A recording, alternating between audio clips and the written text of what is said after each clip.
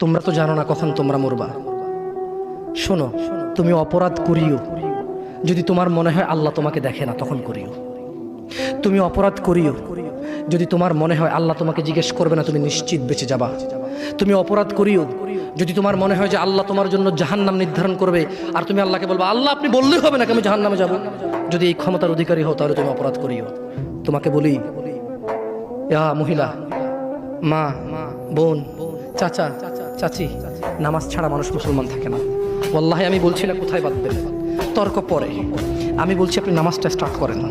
আমি বলছি না যে তারা ওই 20 রাকাত পড়বেন না 8 রাকাত পড়বেন। আমি বলছি যে আপনি পড়েন, 2 রাকাত হইলেও পড়েন। আমি বলছি যে আপনি ঈশান নামাজ 15 রাকাত দরকার নেই, আপনি শুধু 4 পড়েন। আমি কি বলছি সুন্নত বাদ দিতে?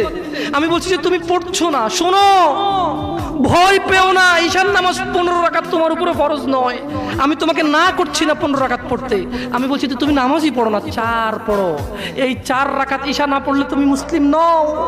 3 রাকাত মাগরিব না পড়লে তুমি মুসলিম নও। 4 রাকাত আসর না পড়লে তুমি মুসলিম নও। দেখো, আমাকে দোষ দিও না। বুখারী খোলো, সালাত অধ্যায়ে যাও, আযান অধ্যায়ে যাও। আল্লাহর নবী বলেছে তারা ওরা কাফির, ওরা মুশরিক, ওদের আর আমি মুহাম্মদুর রাসূলুল্লাহ সাল্লাল্লাহু আলাইহি ওয়াসাল্লামের উম্মতের মধ্যে পার্থক্য হচ্ছে নামাজ।